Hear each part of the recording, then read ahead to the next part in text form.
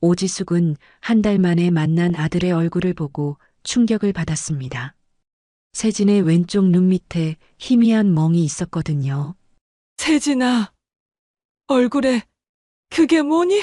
지숙의 질문에 세진은 당황하며 손으로 얼굴을 가렸어요.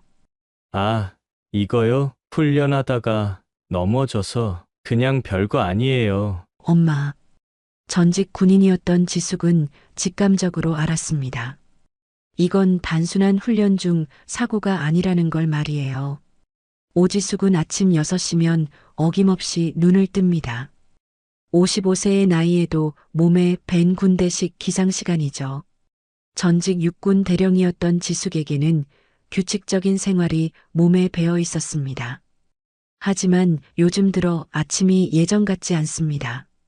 왠지 모를 불안감이 가슴 한편을 차지하고 있거든요. 지숙은 커피를 내리며 핸드폰을 확인합니다.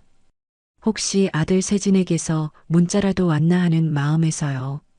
22살 아들은 지금 육군 훈련소에서 기초 군사 훈련을 받고 있습니다. 입대한 지 벌써 한 달이 지났네요. 처음 몇 주 동안은 간간히 짧은 전화가 왔었는데 요즘은 뜸합니다. 엄마 괜찮아. 다들 힘들어하는데 나만 특별할 건 없잖아. 세진이 마지막으로 전화했을 때 한 말입니다. 목소리가 평소보다 작았던 게 신경 쓰이긴 했지만 지숙은 그러려니 했어요. 군대 생활이 처음인 아들에게는 모든 게 낯설고 힘들 테니까요. 자신도 젊은 시절 군대에 있었기 때문에 그 정도는 이해할 수 있었습니다. 지숙은 아들 방을 정리하며 추억에 잠깁니다. 벽에 붙어 있는 대학교 졸업사진 속 세진의 밝은 모습을 보니 마음이 짠해지네요. 평범한 대학생이었던 아들이 어느새 군인이 되어 있다니. 시간이 참 빠르게 흘러갑니다. 오늘은 면회 가는 날입니다. 지숙은 아들이 좋아하는 간식들을 챙기며 들뜬 마음을 감추지 못해요. 한 달 만에 보는 아들의 얼굴이 얼마나 궁금한지 모릅니다. 훈련받느라 얼마나 야위었을까, 건강하게 지내고 있을까 하는 걱정과 기대가 뒤섞여 있었죠. 훈련소에 도착한 지숙은 면회실에서 아들을 기다립니다. 다른 가족들도 같은 마음일 테죠. 모두들 설레는 표정으로 자리에 앉아 있어요. 그런데 잠시 후 나타난 세진의 모습을 보고 지숙은 당황합니다. 아들의 왼쪽 눈 밑에 희미한 멍이 있었거든요. 세진아, 얼굴에 그게 뭐니? 지숙의 질문에 세진은 당황하며 손으로 얼굴을 가립니다. 아, 이거요? 훈련하다가 넘어져서 그냥. 별거 아니에요, 엄마. 세진은 웃으며 대답하지만 그 웃음이 어딘가 어색합니다. 지숙은 전직 군인으로서의 직감이 발동하는 걸 느꼈어요. 훈련 중에 생기는 상처와 다른 종류의 상처라는 느낌이 들었거든요. 정말 훈련 중에 다친 거야? 네, 엄마. 다들 그래요.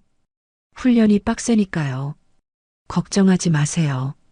세진은 자꾸 화제를 돌리려고 합니다.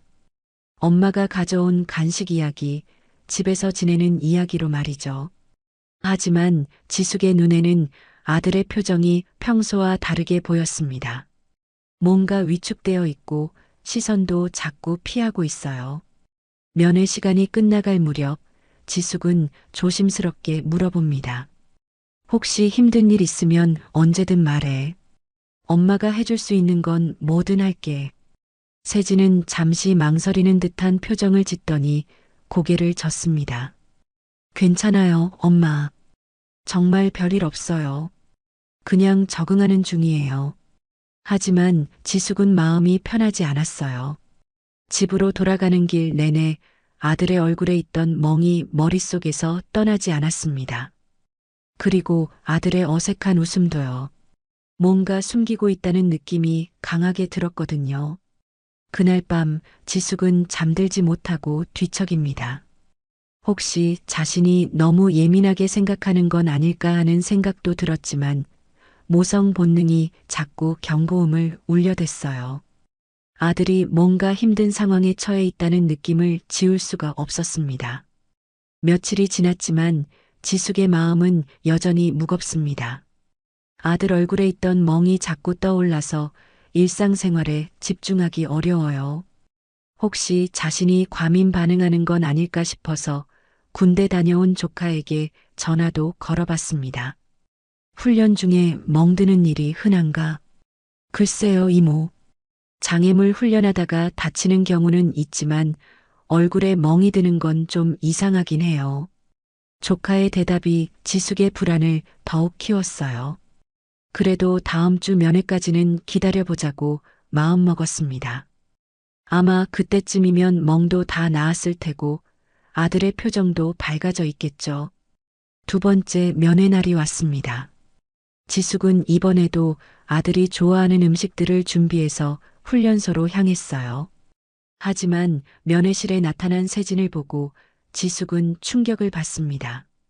저번 주에 멍은 거의 사라졌지만 이번에는 다른 곳에 문제가 있어 보였거든요. 세진이 의자에 앉는 모습이 평소와 달랐습니다. 몸을 살짝 구부린 채로 조심스럽게 앉더니 깊게 숨을 쉬지 못하는 것처럼 보였어요. 갈비뼈 쪽에 문제가 있는 것 같았습니다. 세진아, 너 왜 그렇게 앉아? 어디 아파? 지숙의 질문에 세진은 당황한 표정을 짓습니다. 아, 이거요? 어제 체력 단련 하다가 좀. 괜찮아요, 엄마. 하지만 세진의 얼굴은 창백했고 말할 때마다 미세하게 인상을 찌푸렸어요. 분명히 통증이 있는 상태였습니다. 지숙은 전직 군인으로서 이런 상황을 여러 번 봐왔기 때문에 알 수 있었어요. 체력 단련 중에 갈비뼈를 다쳤다고? 어떻게 다친 건데? 그냥 운동하다가 넘어져서요. 별거 아니에요. 세진의 대답은 지난번과 비슷했지만 이번에는 더욱 어색했습니다.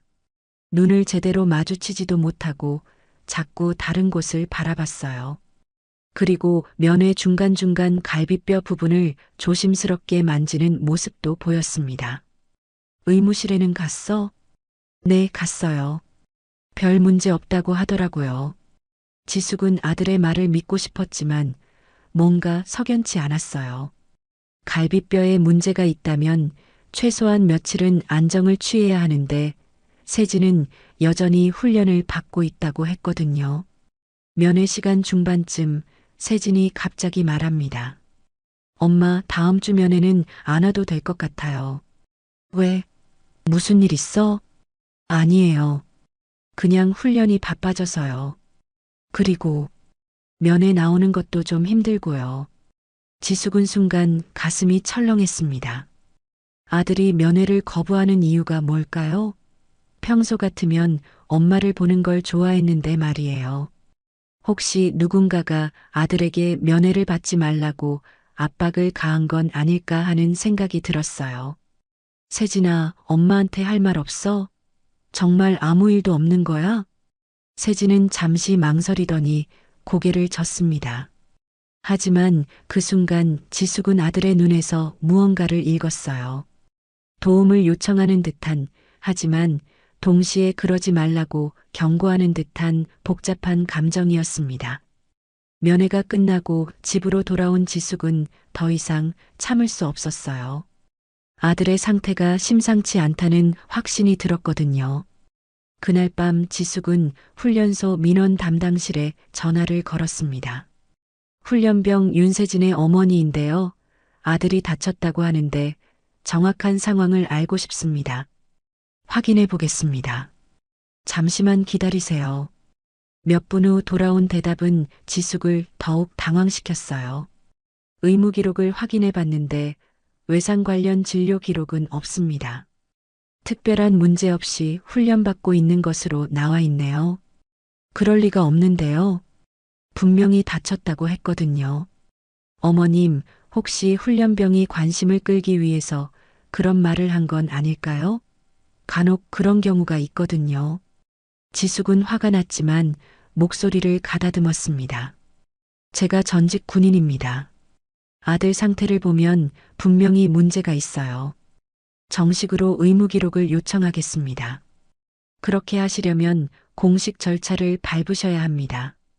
보안상 함부로 공개할 수 없거든요. 전화를 끊은 지숙은 깊은 한숨을 쉬었어요.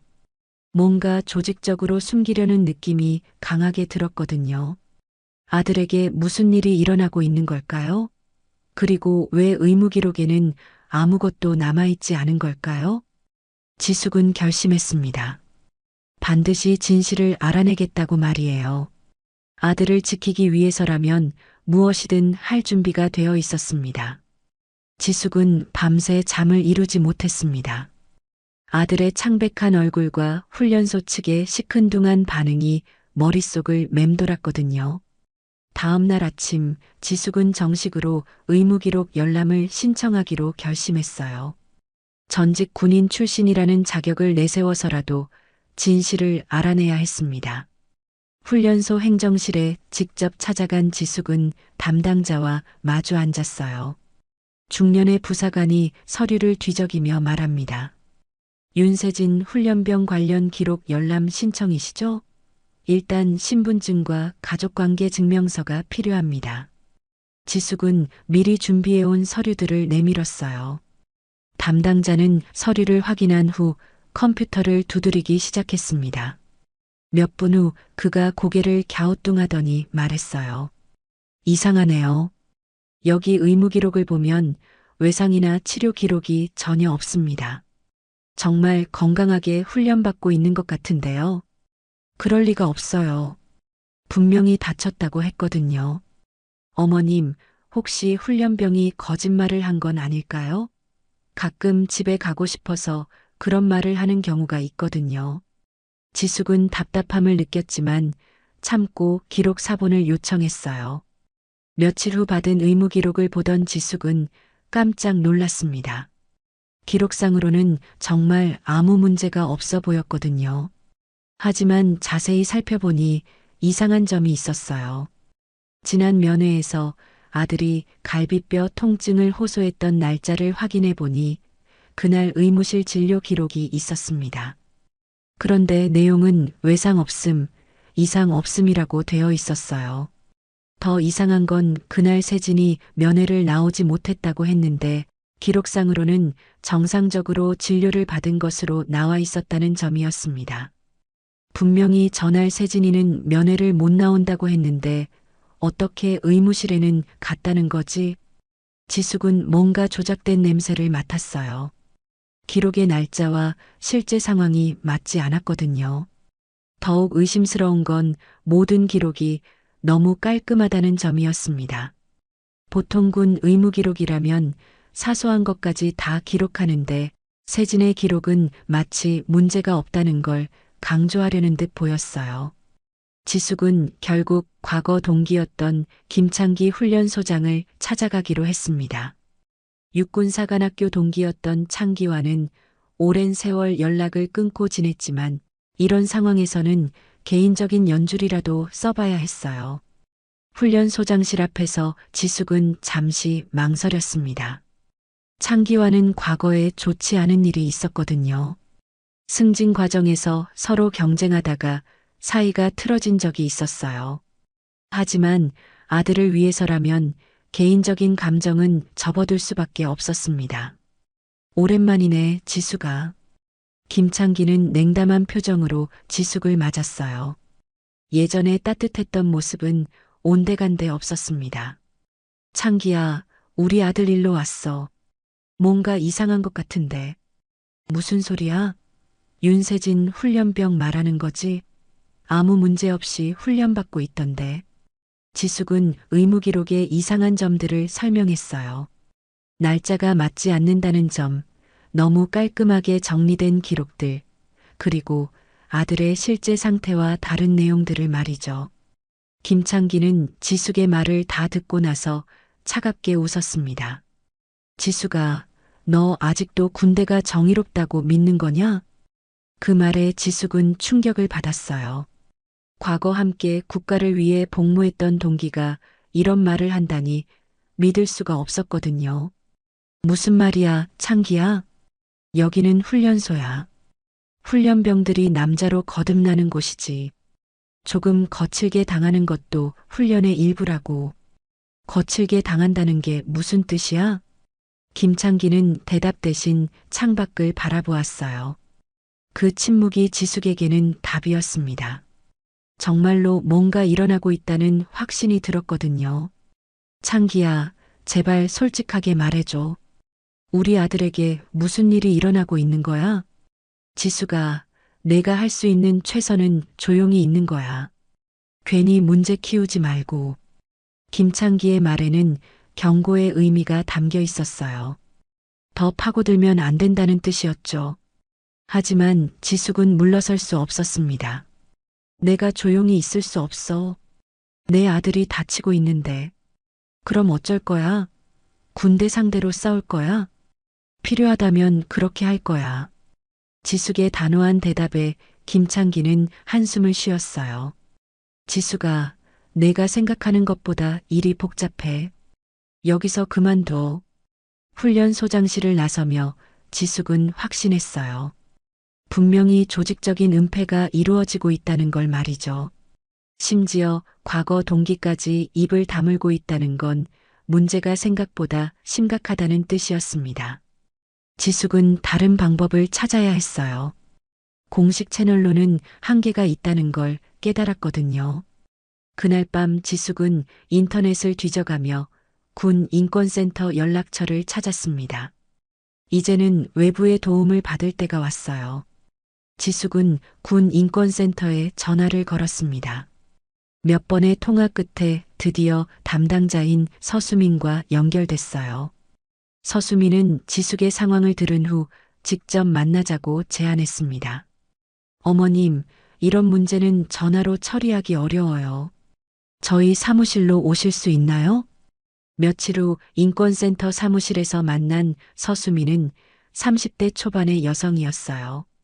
진지한 표정으로 지숙의 이야기를 들었습니다. 훈련소 측에서는 뭐라고 하던가요? 의무 기록에 아무 문제 없다고 해요.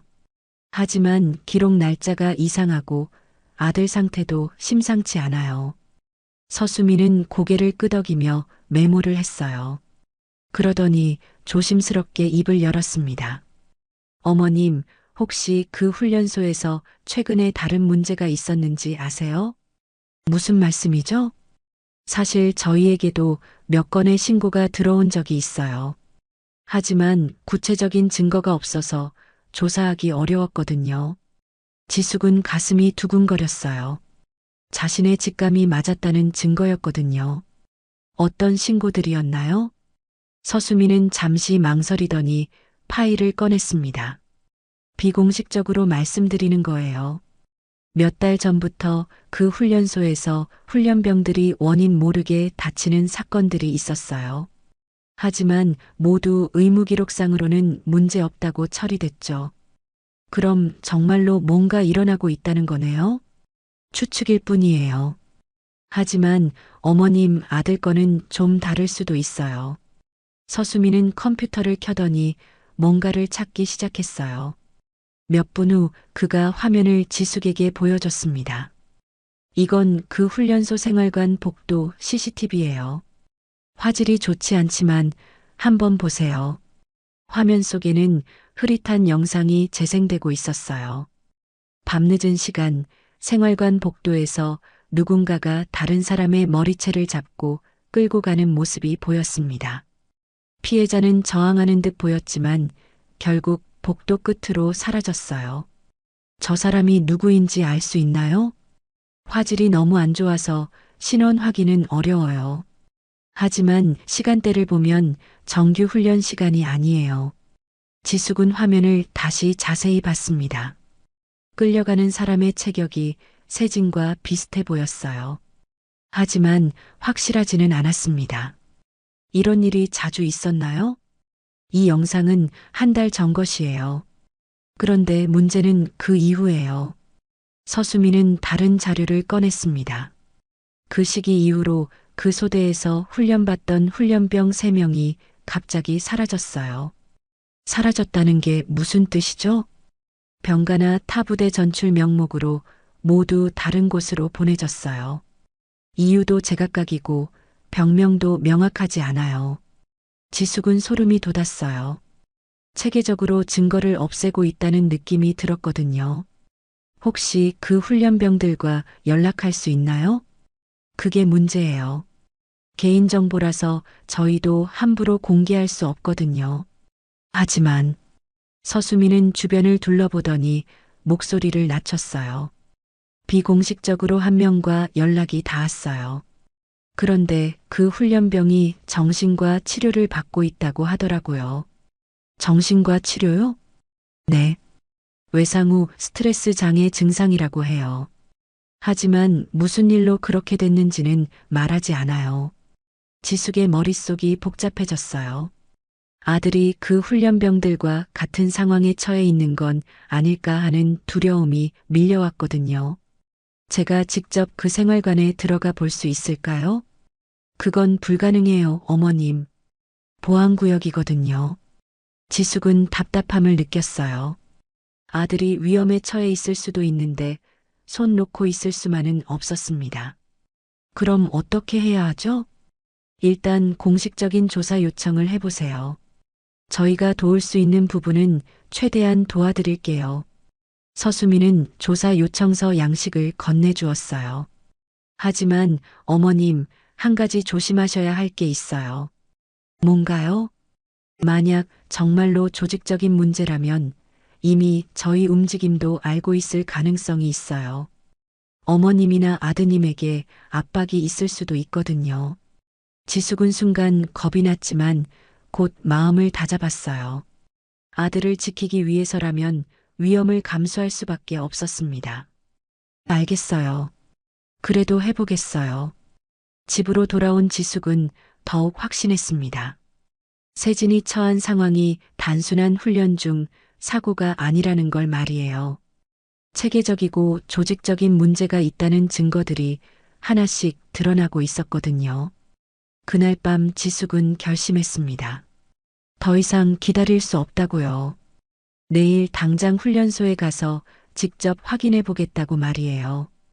아들의 생활관에 무슨 일이 일어나고 있는지 그 진실을 반드시 밝혀내겠다는 각오를 다졌습니다.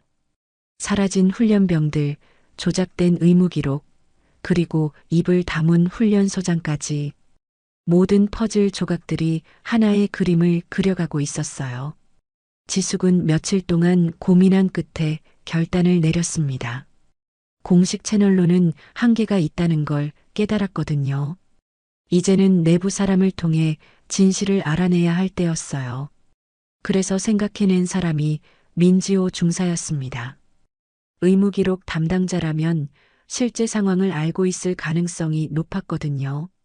지숙은 민지호의 연락처를 알아내기 위해 여러 방법을 동원했어요. 다행히 예전군 시절 인맥을 통해 그의 개인 휴대폰 번호를 구할 수 있었습니다. 처음 전화했을 때 민지호는 당황스러워했어요. 죄송하지만 근무 중에는 개인적인 통화를 할 수 없습니다. 중사님, 제가 윤세진 훈련병의 어머니입니다. 꼭 필요한 이야기가 있어요. 어머님, 공식 채널을 통해서 문의해 주세요. 민지호는 전화를 끊으려 했지만 지숙은 포기하지 않았어요. 중사님, 제가 전직 대령입니다. 지금 상황이 심상치 않다는 걸 알고 있어요. 한 번만 만나주세요. 전화 너머로 민지호가 망설이는 소리가 들렸어요. 잠시 후 그가 조심스럽게 말했습니다. 내일 오후에 부대 밖 카페에서 만나요. 하지만 공식적인 건 아니라는 점 알아주세요. 다음 날 약속 장소에 나타난 민지호는 20대 후반의 성실해 보이는 청년이었어요. 하지만 표정이 어두웠고 자꾸 주변을 살피는 모습이 보였습니다. 어머님, 사실 제가 이런 자리에 나오는 것도 위험한 일이에요. 무슨 말씀이신지. 민지호는 잠시 망설이더니 깊은 한숨을 쉬었어요. 어머님, 아드님 의무기록 말씀이시죠? 사실 저도 그 기록을 보고 놀랐어요. 왜요? 기록에 적힌 외상 없음이라는 내용. 그게 제가 쓴 게 아니거든요. 지숙은 가슴이 철렁했어요. 드디어 핵심에 가까워지고 있다는 느낌이 들었거든요. 그럼 누가 쓴 건가요? 상부에서 내려온 지시였어요. 특정 훈련병들의 기록은 외상 없음으로 통일하라고 했거든요. 민지호의 고백에 지숙은 충격을 받았어요. 정말로 조직적인 은폐가 이루어지고 있었던 거였습니다. 원래 기록은 어떻게 됐나요? 삭제됐어요. 저도 어쩔 수 없었어요. 명령 거부하면 저도 문제가 되거든요. 그럼 진짜 기록에는 뭐라고 되어 있었나요? 민지호는 주변을 다시 한번 살핀 후 목소리를 더욱 낮췄어요. 갈비뼈 타박상, 안면 타박상, 그리고 스트레스성 위염도 있었어요. 지숙은 손이 떨렸어요. 아들이 정말로 맞고 있었다는 증거였거든요. 누가 그렇게 한 건가요? 그건 말씀드리기 어려워요. 제발 말해주세요. 제 아들이에요. 민지호는 오랫동안 고민하는 표정을 지었어요. 그러더니 결국 입을 열었습니다. 양병조 부소대장이 주도하고 있어요. 야간에 훈련병들을 불러내서 집단 얼차례를 시키고 있거든요. 집단 얼차례요? 명목상으로는 기합이지만 실제로는 폭행에 가까워요. 여러 명이 한 명씩 돌아가면서 민지호는 말을 잇지 못했어요. 하지만 지숙은 상황을 충분히 이해할 수 있었습니다. 왜 아무도 신고하지 않았나요? 신고해봤자 소용없어요. 오히려 신고한 훈련병들이 더 심하게 당했거든요. 그래서 다들 참고 있어요. 지숙은 분노가 치밀어 올랐어요. 하지만 감정을 억누르고 더 중요한 걸 물어봤습니다. 사라진 훈련병들은 뭐죠? 아, 그건. 민지호는 더욱 조심스러워했어요. 문제가 생긴 훈련병들을 다른 부대로 흩어서 보내고 있어요. 증거를 없애려는 거죠. 증거를 없앤다고요? 네. 피해자들을 분산시키면 조직적인 문제라는 게 드러나지 않거든요. 개별 사건으로 처리할 수 있고요. 지숙은 이제 전체 그림이 보이기 시작했어요. 체계적이고 치밀한 은폐 작업이 진행되고 있었던 거였습니다. 지금도 그런 일이 계속되고 있나요? 네, 안타깝지만 어머님, 아드님도 그 대상 중 하나예요. 민지호의 말에 지숙은 참을 수 없었어요. 더 이상 가만히 있을 수 없었습니다. 증거가 있나요? 직접적인 증거는 위험해서 가지고 있을 수 없어요. 하지만 민지호는 잠시 망설이더니 휴대폰을 꺼냈어요. 이건 며칠 전에 몰래 찍은 사진이에요. 화면에는 훈련병들이 엎드려 뻗쳐 자세로 있는 모습이 보였어요. 그리고 그 앞에 서 있는 간부들의 모습도요. 시간은 밤 11시였습니다. 이게 증거가 될 수 있나요? 부족해요.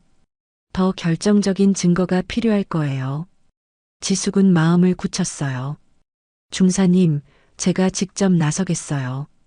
더 이상 우리 아들이 그런 일을 당하게 둘 수 없어요. 어머님, 위험해요.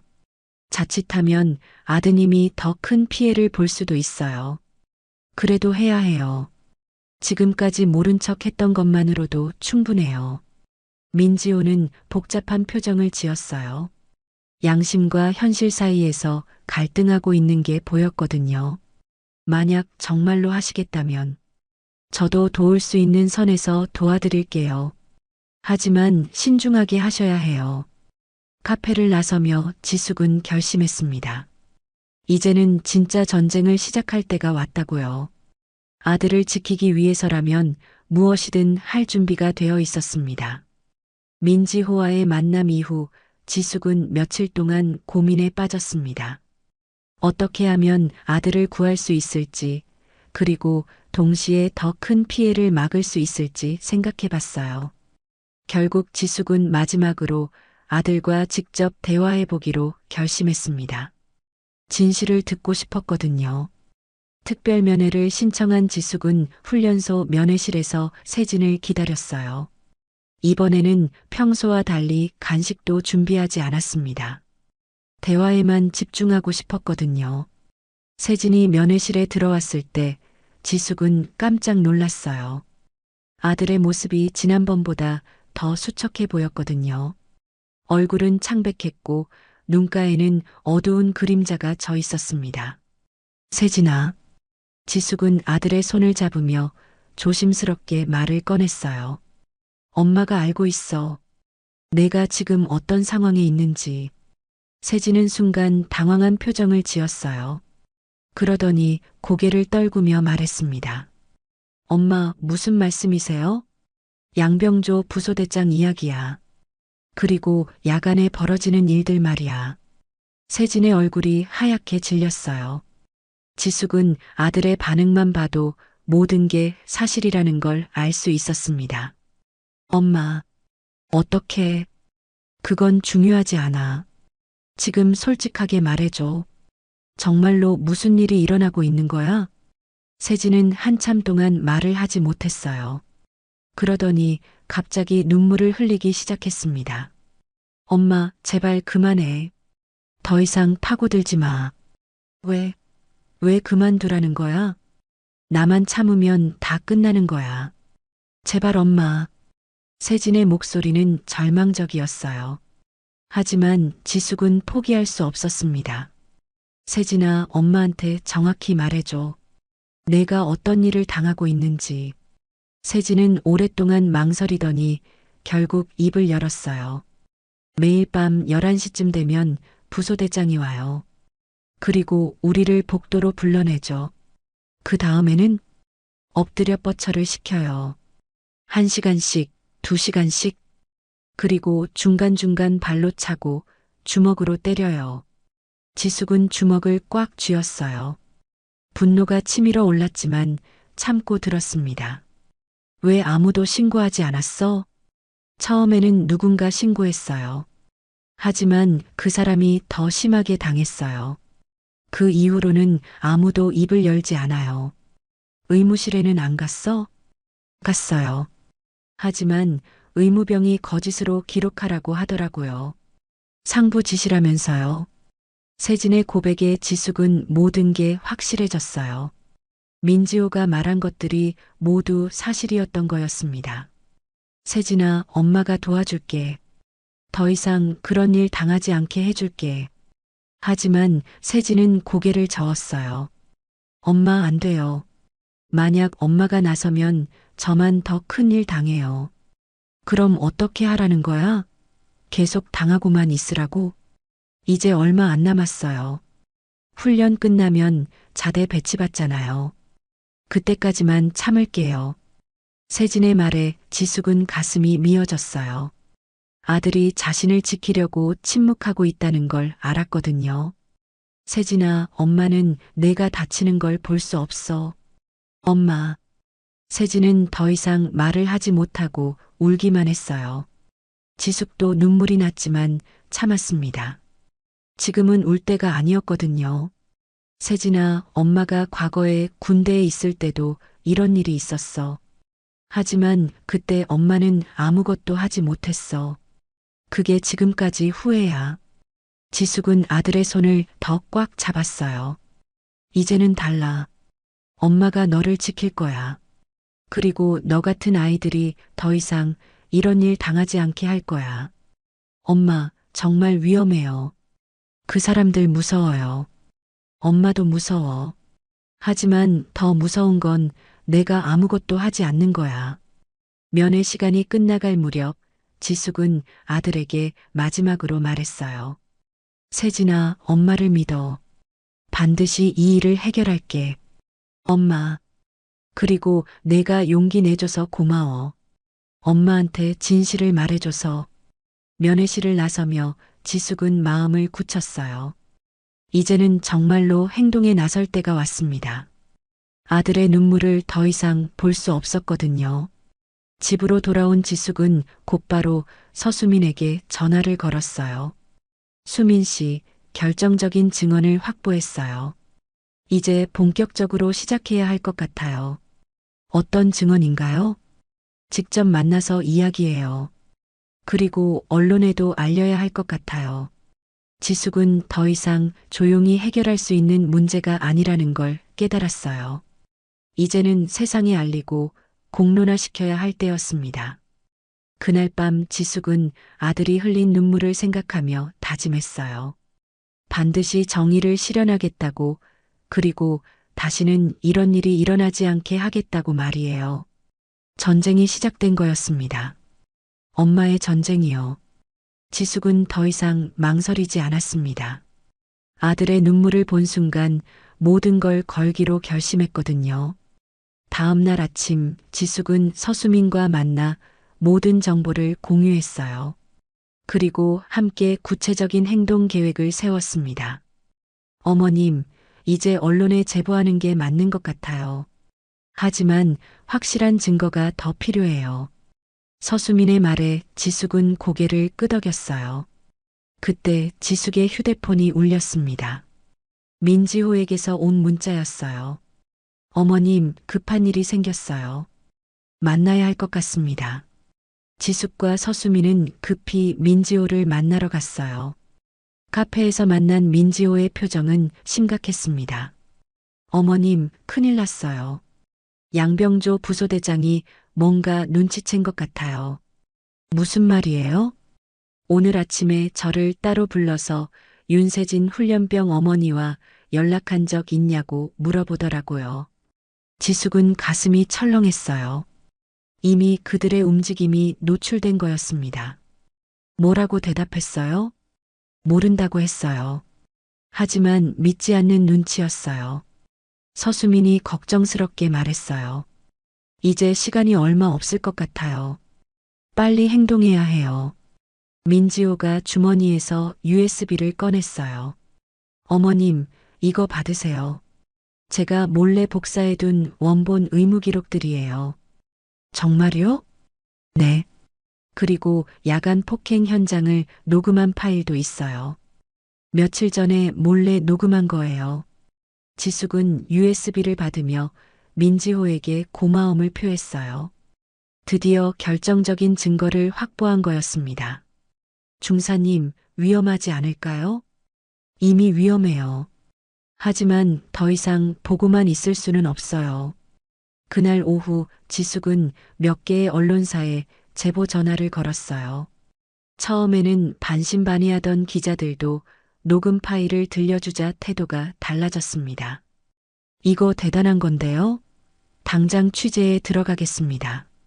주요 방송사와 신문사에서 동시에 취재를 시작했어요.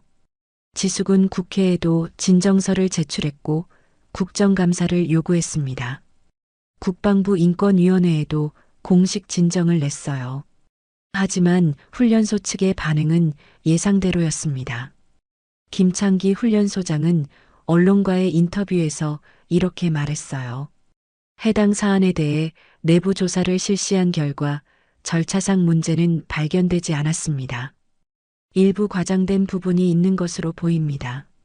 하지만 지숙은 포기하지 않았어요. 더 많은 증거들이 쏟아져 나왔거든요. 민지호의 양심 선언이 큰 파장을 일으켰습니다. 그는 기자회견을 열어 모든 사실을 공개했어요. 저는 의무기록 담당자로서 상부의 지시에 따라 거짓 기록을 작성해 왔습니다. 더 이상 양심을 속일 수 없어 이 자리에 섰습니다. 민지호의 폭로와 함께 지숙이 확보한 CCTV 영상 일부가 공개됐어요. 비록 화질이 흐릿했지만 야간에 훈련병들이 끌려가는 모습은 충분히 충격적이었습니다. 결정적인 순간이 왔어요. 세진의 동기였던 한 훈련병이 정신과 치료를 받고 있다는 사실이 언론에 보도된 거였습니다. 그 훈련병의 가족이 용기를 내어 증언에 나선 거였어요. 저희 아들이 외상 후 스트레스 장애로 병원에 입원해 있습니다. 군대에서 당한 일 때문이에요. 여론이 들끓기 시작했어요. 국민들은 분노했고 정치권도 움직이기 시작했습니다. 국방부는 더 이상 침묵할 수 없었어요. 마침내 국정감사에서 이 문제가 다뤄졌습니다. 지숙은 증인으로 출석해 모든 것을 증언했어요. 제 아들은 매일 밤 폭행을 당했습니다. 그리고 그 기록은 조직적으로 은폐됐습니다. 국정감사장은 술렁였어요. 야당 의원들은 즉각 수사를 요구했고 여당도 더 이상 방어할 수 없는 상황이 됐습니다. 며칠 후 검찰 수사가 시작됐어요. 양병조 부소대장이 첫 번째로 소환됐고 이어서 김창기 훈련소장도 조사를 받게 됐습니다. 결정적인 증거들이 하나씩 드러났어요. 삭제된 의무 기록들이 복구됐고 더 많은 피해자들이 용기를 내어 증언했습니다. 지숙은 뉴스 인터뷰에서 이렇게 말했어요. 엄마가 되는 건 나라보다 먼저 지켜야 할 존재가 있다는 걸 아는 일입니다. 제가 싸운 건 우리 아들만을 위해서가 아니에요. 모든 군인 어머니들을 위해서입니다. 여론의 압박 속에서 마침내 진실이 밝혀지기 시작했어요. 양병조는 구속됐고 김창기는 보직에서 해임됐습니다. 훈련소 전체가 감사를 받게 됐어요. 세진도 다른 부대로 전속돼 안전하게 복무를 이어갈 수 있게 됐습니다. 하지만 지숙의 싸움은 여기서 끝나지 않았어요. 이런 일이 다시는 일어나지 않도록 제도 개선을 위해 계속 노력하기로 했거든요. 정의는 늦게라도 실현됐습니다. 그리고 그 시작은 한 어머니의 용기였어요. 사건이 공론화되고 6개월이 지났습니다. 그동안 많은 것이 바뀌었어요. 양병조 부소대장은 폭행 혐의로 실형을 선고받았고 김창기 전 훈련소장은 군에서 완전히 쫓겨났습니다. 해당 훈련소는 결국 구조조정으로 폐쇄되기에 이르렀어요. 지숙은 요즘 새로운 일에 몰두하고 있습니다. 군 인권을 위한 시민단체에서 활동하며 비슷한 피해를 당한 가족들을 돕고 있거든요. 사무실 책상 위에는 전국에서 온 편지들이 쌓여 있어요. 모두 군 복무 중인 자녀를 걱정하는 부모들의 하소연이었습니다. 지숙 선생님, 오늘도 상담 신청이 5건 들어왔어요. 동료가 전해준 말에 지숙은 고개를 끄덕였어요. 생각보다 이런 문제가 광범위하게 존재한다는 걸 알게 됐거든요. 하지만 이제는 혼자가 아니었습니다. 많은 사람들이 함께 나서고 있었어요. 오늘은 특별한 날이었습니다. 세진이 드디어 제대하는 날이었거든요. 다른 부대로 전속된 후 세진은 무사히 복무를 마칠 수 있었어요. 지숙은 아들을 마중 나가면서 그동안의 일들을 되돌아봤습니다.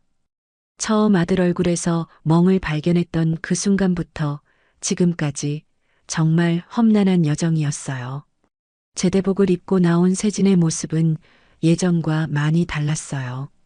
더 성숙해 보였고 무엇보다 눈빛이 밝아졌습니다. 훈련소에서 보았던 그 절망적인 표정은 온데간데 없었어요. 대신 자신감과 희망이 가득한 표정이었습니다. 엄마 고생 많으셨어요. 세진이 먼저 인사를 건넸어요. 지숙은 아들을 꼭 안아주었습니다. 그 순간 그동안 억눌렀던 감정들이 한꺼번에 몰려왔어요. 기쁨과 안도감, 그리고 자랑스러움이 뒤섞인 복잡한 감정이었습니다. 우리 세진이가 더 고생했지. 이제 다 끝났어. 집으로 돌아가는 길에 세진이 말했어요. 엄마, 그때 엄마가 나서지 않았다면 어떻게 됐을까요? 왜 갑자기 그런 생각을 해? 요즘 계속 생각나요. 만약 엄마가 포기했다면 저는 지금도 그 고통 속에 있었을 거예요. 아니, 더 심한 일을 당했을지도 모르고요. 지숙은 아들의 말에 가슴이 뭉클했어요. 세진이 그때의 상황을 얼마나 무서워했는지 새삼 깨달았거든요. 세진아, 엄마는 내가 포기하지 않고 진실을 말해준 게 고마워. 그 용기가 모든 걸 바꾼 거야. 하지만 무서웠어요. 엄마가 다칠까봐. 혹시 엄마까지 위험해지면 어떡하나 싶어서요. 엄마도 무서웠어. 하지만 더 무서운 건 아무것도 하지 않는 거였어. 내 아들이 고통받는데 손 놓고 있을 수는 없었거든. 집에 도착한 후 지숙은 아들에게 뭔가를 보여주었어요. 책상 서랍에서 꺼낸 두꺼운 봉투였습니다. 봉투 겉면에는 감사 편지들이라고 적혀 있었어요. 이게 뭐예요? 전국에서 온 편지들이야. 모두 너처럼 힘든 시간을 겪은 아이들과 그 가족들이 보낸 거야. 세진은 몇 통의 편지를 읽어보았어요. 비슷한 경험을 한 사람들의 이야기였습니다. 그리고 지숙의 활동에 대한 감사 인사도 담겨 있었어요. 한 편지에는 이런 내용이 있었습니다. 저희 아들도 비슷한 일을 겪었는데 선생님 덕분에 용기를 낼 수 있었습니다. 이제 저희 아들도 건강하게 복무하고 있어요. 엄마가 정말 대단한 일을 하신 거네요. 우리가 함께 한 거지. 내가 용기를 내지 않았다면 불가능했을 거야. 며칠 후 지숙은 중요한 소식을 들었어요. 국방부에서 군 인권 보호를 위한 새로운 제도를 발표한 거였습니다. 외부 감시 기구를 설치하고 익명 신고 시스템을 강화하겠다는 내용이었어요. 더불어 의무기록 조작을 방지하기 위한 시스템도 도입한다고 했습니다. 지숙 선생님 덕분에 이런 변화가 가능했어요. 동료의 말에 지숙은 겸손하게 고개를 저었어요. 저 혼자 한 게 아니에요. 용기는 모든 사람들이 함께 만든 결과죠. 특히 민지호 중사님 같은 분들의 양심 선언이 없었다면 불가능했을 거예요. 그날 저녁 지숙은 오랜만에 세진과 함께 산책을 했어요. 동네 공원을 걸으며 많은 이야기를 나누었습니다. 벤치에 앉아 쉬면서 세진이 물어봤어요. 엄마, 앞으로 뭘 하실 거예요? 계속 이 일을 할 거야. 아직 도움이 필요한 사람들이 많거든. 그리고 제도가 바뀌었다고 해서 모든 게 해결되는 건 아니잖아. 저도 도울 수 있을까요? 세진의 말에 지숙은 놀랐어요. 힘든 경험을 했는데도 다른 사람을 돕겠다고 나서다니요. 정말? 네. 제가 직접 겪은 일이니까 더 도움이 될 수 있을 것 같아요. 그리고 혼자만 간직하기에는 너무 소중한 경험인 것 같아요. 지숙은 아들이 자랑스러웠어요. 고통스러운 경험을 다른 사람을 돕는데 활용하려는 마음이 대견했거든요. 그래, 함께 하자. 우리가 겪은 일이 헛되지 않게 하자. 몇 달 후 지숙과 세진은 함께 강연회에 나섰어요. 군 인권에 대한 인식 개선을 위한 자리였습니다. 처음에는 떨렸지만 세진은 용기를 내어 자신의 경험을 생생하게 전했어요. 저는 그때 포기하고 싶었어요. 매일 밤이 무서웠고 아무에게도 말할 수 없어서 절망적이었거든요. 하지만 엄마가 저를 포기하지 않았어요. 그 덕분에 지금 이 자리에 설 수 있게 됐습니다. 세진의 말에 청중들은 깊이 공감했어요. 많은 부모들이 눈물을 흘렸고 박수갈채가 이어졌습니다. 지숙도 이어서 말했어요. 저는 그냥 평범한 엄마였어요. 하지만 내 아들이 위험에 처했을 때 가만히 있을 수는 없었습니다. 모든 부모가 그럴 거라고 생각해요. 강연이 끝난 후 한 어머니가 지숙에게 다가왔어요. 선생님, 제 아들도 비슷한 상황이에요. 어떻게 해야 할까요? 지숙은 그 어머니의 손을 잡으며 말했어요. 포기하지 마세요. 우리가 함께 도와드릴게요. 혼자가 아니에요. 또 다른 아버지는 이렇게 말했어요. 선생님 이야기를 듣고 용기가 났어요. 저도 우리 아들을 위해 뭔가 해보겠어요. 그날 밤 지숙은 책상에 앉아 새로운 편지들을 정리했어요. 오늘 강연회에서 만난 사람들이 보낸 편지들이었습니다. 모두 희망에 찬 내용이었어요. 봉투에는 이전과 다른 제목이 적혀 있었습니다. 희망을 나누는 편지들. 세진은 옆에서 지숙을 도와주며 말했어요. 엄마, 그때 엄마 얼굴에 생긴 걱정이 세상을 바꾸는 계기가 될 줄은 몰랐어요. 지숙은 웃으며 대답했어요. 아들 얼굴에 생긴 멍이 세상을 바꾸는 계기가 될 줄은 몰랐지. 1년 후 지숙은 군 인권지킴이라는 단체의 대표가 되었어요. 전국 각지에서 도움을 요청하는 연락이 계속 들어왔고 지숙과 세진은 바쁘지만 보람찬 나날을 보내고 있었습니다. 세진은 대학에 복학했지만 틈틈이 단체 활동을 도왔어요. 특히 비슷한 경험을 한 젊은이들과의 상담에서 큰 도움이 되었습니다. 어느 날 지숙은 옛 훈련소 자리를 지나가게 되었어요. 그곳은 이제 정말 텅 비어 있었습니다. 철거 작업이 진행 중이었고 곧 새로운 건물이 들어설 예정이었어요.